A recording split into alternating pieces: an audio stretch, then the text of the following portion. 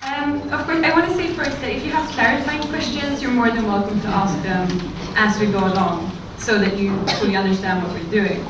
And other questions we can take at the end. So, I'm going to present this first paper in a series of papers about mineral mining and welfare effects in Africa. So this paper is about women's employment opportunities in mining communities.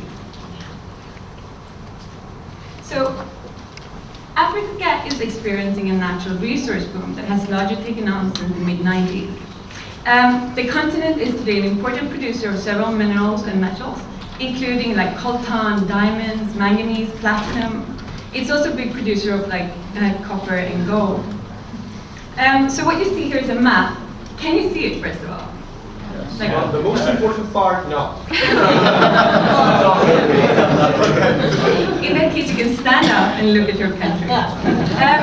If only you, no one will see. Sorry? Okay. So what you see here is around 800 different triangles, where each triangle represents one mineral mine. So this is by 2010, so there might be some new ones that have opened there since then. So for all of these mineral mines, as you can see on this map, we know the opening year, production volumes every year, ownership status, and mineral types. What we also know is the geographic location of all of these mines is indicated by a GPS coordinate. And this GPS coordinate allows us to link these mines to demographic health survey data called DHS. So DHS provides repeated cross-sectional data with emphasis on women that are aged between 15 and 49 years. So every dot that you see on this map represents the DHS cluster. A cluster is a village, or a few villages, or an area in an urban center for which we have sampled women. So what do? Well, we try to link these 500,000 women that are sampled within these communities that you see on the map to these mineral mines that I showed you before. And we use this detailed spatial information to do that. This allows us to compare communities that are close to mines with communities that are far away from mines. It also allows us to compare communities before mines have opened up and started their production with communities that have an actively producing mine. So this is the main outline of the talk. It's very traditional. I'll spend some extra time on identification to illustrate like how we go about with this spatial data that we have. So, to start off with the stylized fact, like women are not directly engaged in mineral mining. In industrial mining, that is, they might be engaged in like small-scale mining across the African continent. We also know that women are very highly represented in the service sector in Africa. And also it has been reported through like anecdotal evidence that women do work in the service sector around smaller mines in the continent. This leads us to ask the question if industrial mining leads to job market opportunities for women. And if it does, this could obviously have very positive effect on female empowerment, which affects a wide variety of important factors.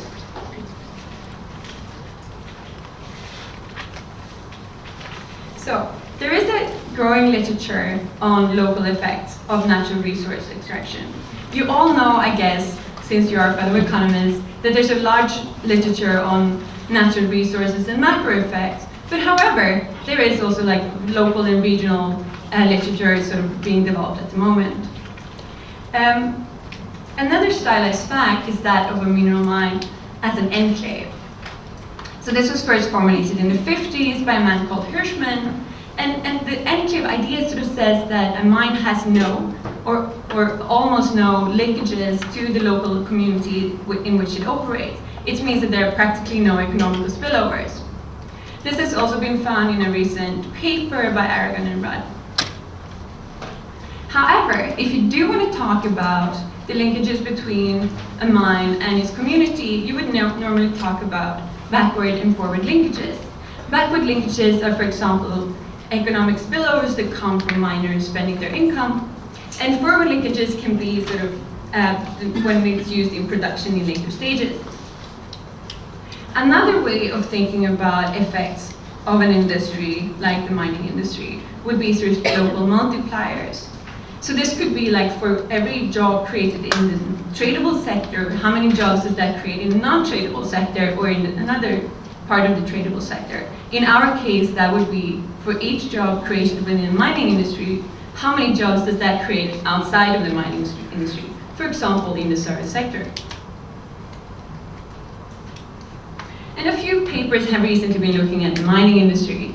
So one of them looks at one large gold mine in Peru and welfare effects, another one on pollution and agricultural productivity, and a third one on using the copper boom in Zambia and looking at sexual risk-taking behavior and the spread of HIV/AIDS. However, for all of these papers, we have one common issue, which is that of non-random mine placement. Of course, like mine deposits are actually random because they are somewhat like geological anomalies. However, we don't know about all the deposits that exist in the world, and you need like very heavy, capital-intensive and expensive exploration to discover these minerals that do exist down in the earth. So this is likely to depend on institutional factors and infrastructure and all a wide variety of aspects. However, so even less random is going to be if you have a producing mine or not. I will discuss later how we tackle this issue in our empirical strategy. So, to get back to the data that I kind of showed you before in the maps, we have data from 29 different countries that spans over 21 years. We have more than 500,000 sampled women living in 22,350 different clusters. The clusters were the villages, you remember? So, and we linked this to data on more than 800 industrial mines across the African continent. And for all of these mines, we know the production level for every year for the last 3 decades. So, we tried to use this spatial temporal variation in the production data to explore mine opening effects. So we compare clusters, as I said before, that are far away from mines to close to mines, and clusters with active mine and not yet active mine. So what we do is we have an outcome Y, which is predominantly binary variables for employment outcomes such as working, yes or no, and if the woman is working, in what sector is she working? And there we're focusing on services, sales, or agriculture. And you can see here, I try to use this one. Can you hear me? Okay. So we have regional fixed effects, time fixed effects, regional time trends, and then our first variable interest, which is beta 1. And active 20 is a dummy variable if the woman lives within 20 kilometers from an actively producing mine in the year she was surveyed. We also have beta 2 times inactive 20, which is if the woman lives close to a not yet active mine, i.e. within 20 kilometers from a mine that is not yet producing. So I'm going to call this inactive 20, but what I actually mean is not yet active. So we are distinguishing between inactive because they closed down or inactive because they haven't yet started. And of course, we have a vector of individual controls. So our parameters of interest is, first of all, beta 1, so the one belonging to active 20. But also we are interested in the difference between beta 1 and beta 2. This difference actually being the mine opening effect. And I want you to remember this part, that we're interested in the difference between beta 1 and beta 2, and I will provide test statistics in all the regression tables for this difference. So our main identifying assumptions are that effects attenuate with distance, because obviously... Yes. Clarifying question. You mentioned there's a third category, inactive, because it's closed down. Yes.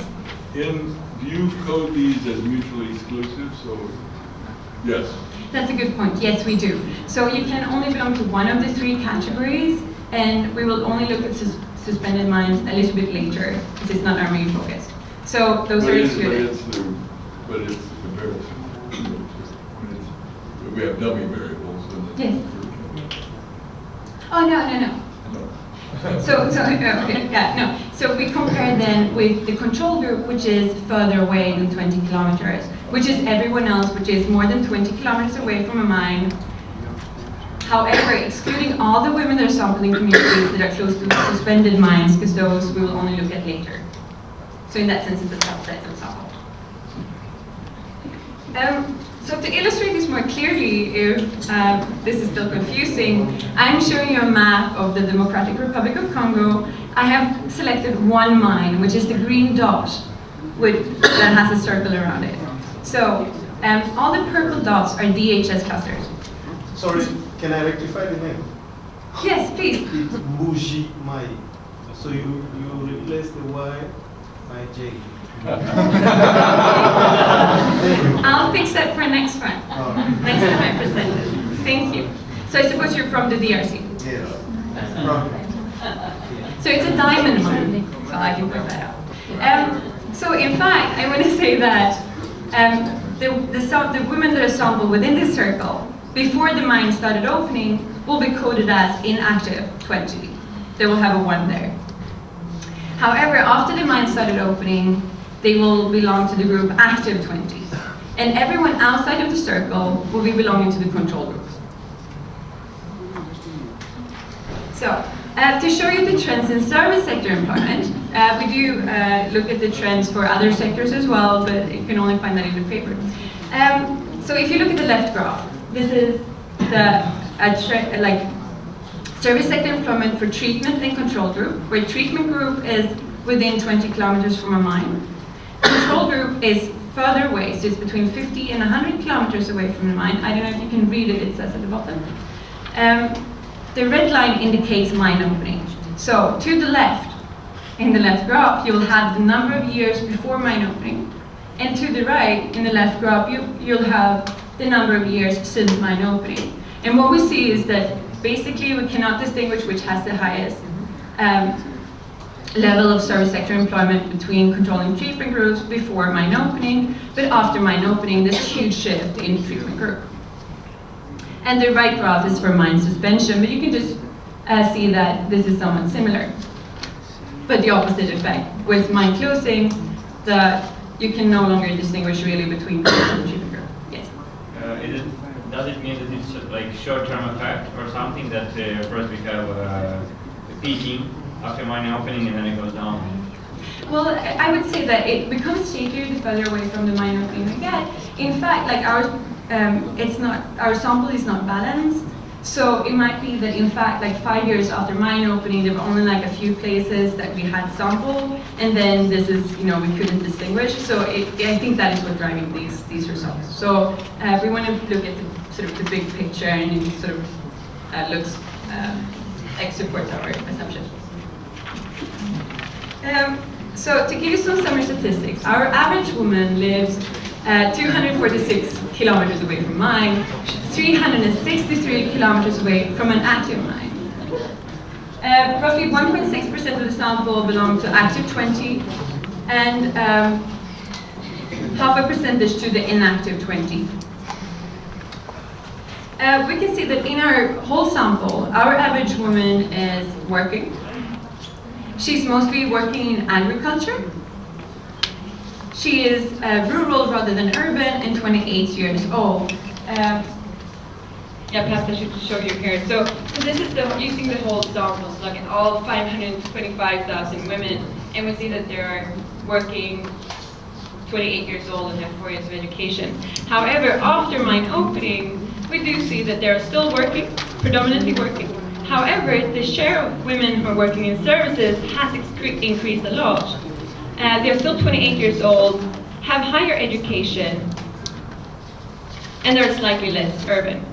In fact, this third column, the stars indicate the difference between inactive 20 and active 20, and I just want you to see that the service sector employment has increased a lot with mine opening. So from 3% to roughly 10%.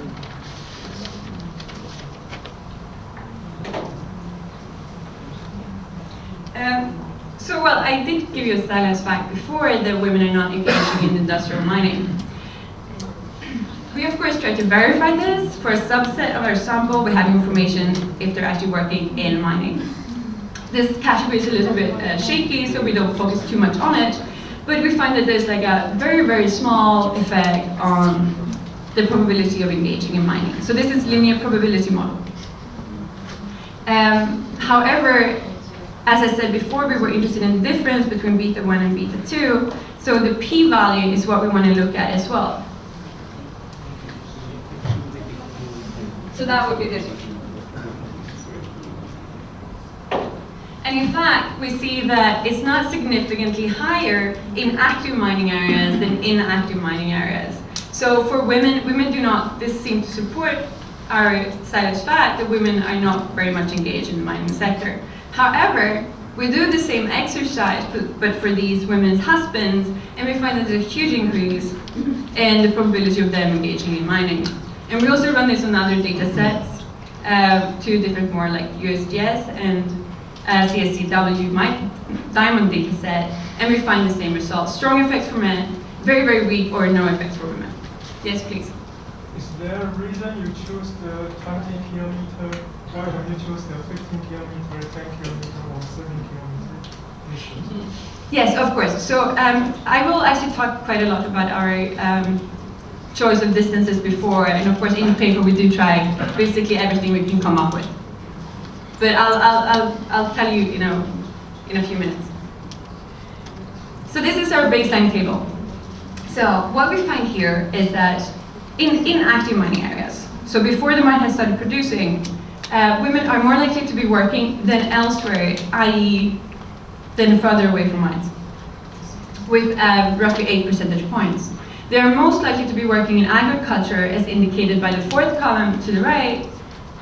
The coefficient is 6.5 percentage point higher than for women in these communities. However, with mine opening, so if we look at the first row, active 20, we see that they're still more likely to be working than elsewhere, although a little bit less so. But they're more likely to be working in service sector now, rather than employment, rather than agriculture. So this seems to indicate that with mine opening, there is a shift from agricultural, like mostly subsistence farming, into service sector employment. Although some women also decrease their engagement in the job market. We also look at, so we don't have actually information on wages. It would have been fantastic, but as Professor Mortensen pointed out before, standardized labor market data for developing countries can be sort of hard to get at, and this was not available. But we do know if these women earn cash and in kind, or only in kind or nothing for their work. And what we find is that before mine opening, women in these mining communities were more likely to be earning in kind for their work. However, with mine opening, they are suddenly more likely to be earning also cash for their work.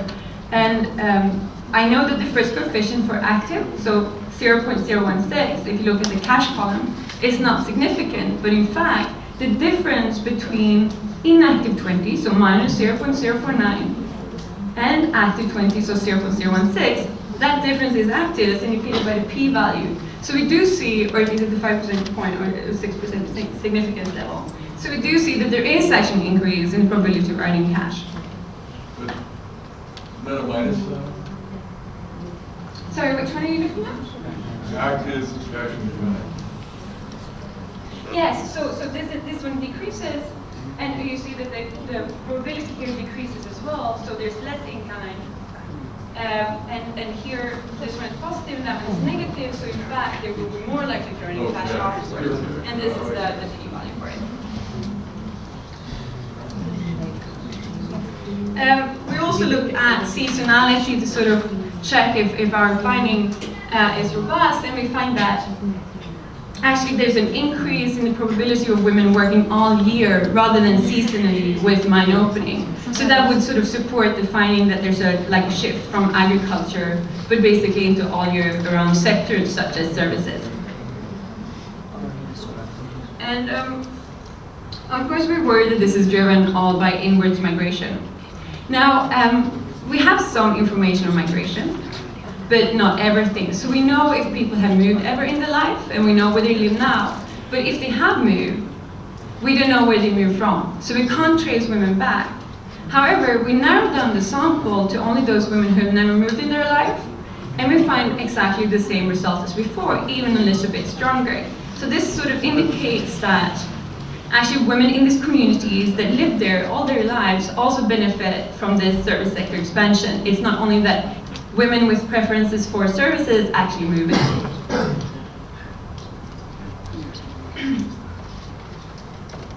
So we talked a little bit about mine suspension.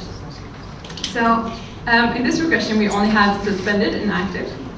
And we want to look at what happens when the mine closes down. So in fact we found before, right, that in my active mining communities the probability of engaging in services was higher. In fact, this seems to disappear when the mine closes. So there seems to be a rather transitory effect of this industry when it comes to women's labor market participation. And we do find there is a shift back to agriculture, but it doesn't seem to be very significant.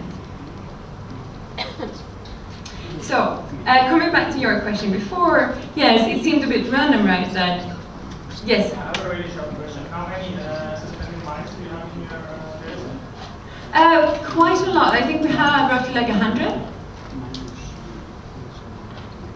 90, perhaps? Quite a lot, actually. So, you asked a question before about the cutoff point that I've been talking about so far, which was 20 kilometers. Of course, I know that this seems a bit random, but believe me, we tried everything. So, I will show you now that we can use 20, we can use 40, we can use 60, and so on. And this is one table that shows you the results for using different cutoff points. So we try. Here I present the results from 5 to 20 kilometers, but also 50. We have done this all the way up to like 100 kilometers. And the main thing here is that at 5 kilometers, our sample is very small. And basically 5 kilometers from mine center point is probably still within the mine, actually mining area, so this seems a bit stupid. 10 kilometers we find very strong effects. And they do seem to decrease when we go for 10 to 15 to 20. We have chosen 20 because that gives us like sufficiently large sample actually, which we code as treated. So we kind of like this one. Somewhere around 50 kilometers the effects disappear. So actually you might be confused here because you see that there are significant coefficients of the last regression for using the cutoff point 50. But in fact, as I said, we're interested in the difference, right, from before and after, as indicated by the difference between these coefficients. And that difference is not significant for any of these 4 regressions.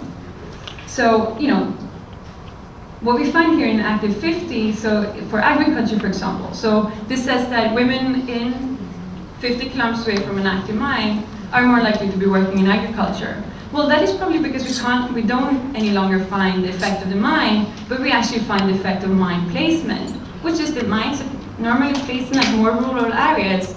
So this is basically like, what is going on in the communities where you place mines traditionally. Like, people are engaged, women are engaging in agriculture. There's a question, I think. So my question is again about this choice for distance. If you choose 20 kilometers, you should be able to explain, is it feasible for a woman to move 20 kilometers every day to a mine? I just have some doubts that it is feasible in Africa. Because if from the distance you choose, it means that a woman actually can migrate every day to her work within 20 kilometers from a mine. So did you see, is there public transportation available? Is it actually feasible that job is created within 20 kilometers? Well, I mean, nothing says that you would actually have to move these 20 kilometers. I mean, so you would find effects like on the supply markets for these mines, or or the places where these miners live, for example. And nothing says that they're actually living at mine center point, but they might be living in the communities around it. So, at 20 kilometers, we're not saying that they travel all the way into the mine, but just like this is roughly the area which is where you're going to find these economic developers. Yeah, they can be supporting the industry. Sorry? They can be just supporting industry, but...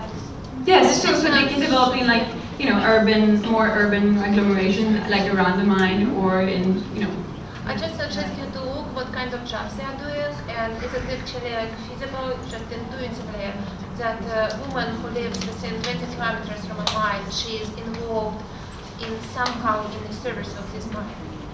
That's just a question. Okay. Yeah. Yes, please. I'm a little confused by the inactive dummy variable. And so I'm wondering, is there a difference? So the inactive mine, that means there's not a mine there yet, but there will be in the future. Is there something different about this place than the places that, of the women that live outside of the distance? Well, I mean, if we look at the regression results, right, we see that these areas that are very close to mines seem to have a higher share of people engaging in agriculture. Right. But I guess, so ex ante, before the mine opens, right? Yes, so this is before the mine opens. So the more is there rural any places.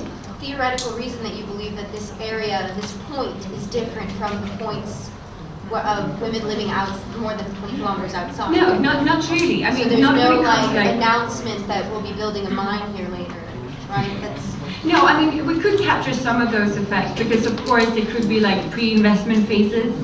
So that's, there could also be like artisanal and small-scale mining going on. So this is also why we think it's very important to control for actually inactive, so like pre-treatment effect. Okay, so if that's there, because it seems like if there isn't a pre-announcement or a pre-mining area, then you might be capturing something that, why should it be there really? Because it's just that the women are also living outside of a sort of mining area. And you might actually get a bigger difference if you're going from the standard, if you had like a time interaction dummy of it opens today or something like. Sorry, I didn't get the Maybe last I'll talk part. to you later. Okay, great. Thank you. Can I? Yeah. Maybe you Yes. and then we can go with the questions and answers part and reading. Yes, okay, so you'll have to wait. We'll come back to you. So that was one thing that we tried. Another thing that we tried is to use like a spline. So we have 0 to 10 kilometers, 10 to 20, 20 to 30, 30 to 40, and so on. And you know, we can go on forever if you want to. I'm not going to show the results out of interest of time. I have them here though if you're interested. We also try, so you know, one argument would be that, well, perhaps the control group, i.e. living far away from a mine, is too different from living close to a mine. And we try to tackle this in many ways. We drop all the countries which do not have any active mines. We drop all the countries that do not have any, like all the regions that don't have any mines. We also drop every woman which is sampled more like further away than 200 kilometers away from a mine, or 100 kilometers away from a mine. And basically we do all of these things and our results remain just as they were before. So of course we do a lot of extensions and heterogeneity and robustness checks in our paper. I don't know how much time I have left, but just to sort of give you a quick overview, we look at intensity. So the more mines you have around you, the stronger effects. Yeah, this is what we find. Marital status. Well, we do find that there are stronger effects for divorced women and widowed women than actually married women, which might be a result because, you know, male wages will increase, so perhaps women that are married to miners or men in these communities are less dependent on these new job market opportunities. We look at young women.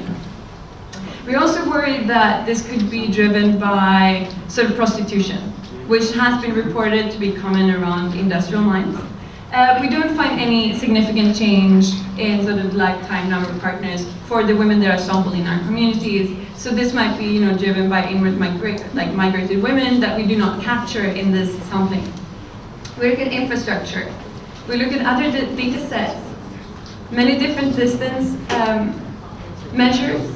We change the control group, and of course we try lots of different fixed effects and clustering alternatives. So to sum up, we do find that a mine opening induces a structural shift whereby women go from subsistence farming and engagement in agriculture into engagement in services. They will have a high probability of earning cash income for their work, and they have more opportunities for working all year round rather than seasonally. Mine suspension means that many of these jobs that were created in the service sector disappeared. And we do think that this is very important to look at the mining industry, because creating non-agricultural jobs for women in Africa can be very important in empowerment. And we do a back of the envelope calculation, and we estimate that 95,000 women may have gotten a service sector job because of the mining boom. So we can discuss later with Professor Mortensen if we think this is enough, if this is a good result or if this is a weak result. I'll leave that unsaid. So thank you.